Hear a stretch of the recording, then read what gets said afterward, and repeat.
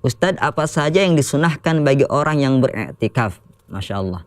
Orang yang beriktikaf itu disunahkan untuk memperbanyak amalan ketaatan, memperbanyak ibadah. Dan kita tahu ibadah banyak bentuknya yang bisa dilakukan oleh seorang yang beriktikaf, yang mana iktikaf itu di masjid, ya.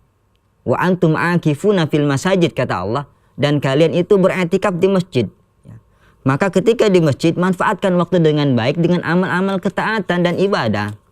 Seperti berzikir, ya, membaca Al-Quran, sholat 5 waktu berjamaah, sholat sunnah, ya, dan lain sebagainya. Buka bersama, memberikan bukaan kepada orang lain bisa.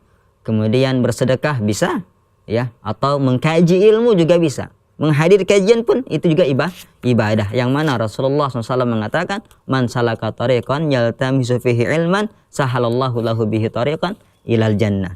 Ya, barang siapa yang menempuh sebuah perjalanan untuk mencari ilmu, maka Allah akan mudahkan baginya jalan menuju surga. Menempuh perjalanan di sini kata para ulama mencakup 2 hal. Yang pertama, memang menempuh jarak hakiki, makna hakiki, menempuh perjalanan.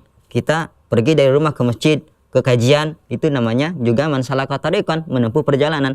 Ada juga yang, ya, tafsiran kedua yaitu apa? Dengan mencatat, dengan kita menempuh cara-cara memperoleh ilmu, mencatat, membaca, hadir kajian ilmu, menghafal, itu semua masuk ke dalam man salaka tariqan. Man salaka tariqan. Oleh karenanya manfaatkan waktu Anda dalam i'tikaf dengan baik. Jangan gunakan hanya hal-hal yang biasa, yang tidak ada nilai ibadahnya. Walaupun itu boleh, misalkan boleh kita makan, tapi jangan berbanyak makan, ya kan?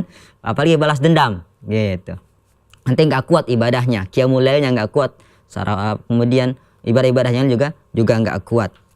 Kemudian lagi jangan berbanyak main update status di Facebook, tuh Instagram, Twitter dan lain sebagainya. Bilang alhamdulillah saya i'tikaf 10 hari. Hati-hati, ini nanti masuk ke dalam riya, ya, riya, ujub dan lain sebagainya.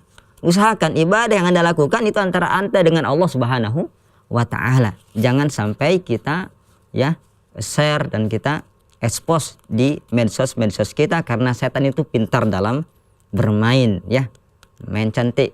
Jadi hati-hati, jangan tergoda dengan rayuan setan. Jadi jangan sibukkan dengan hal-hal yang sia-sia. Wallahu a'lam.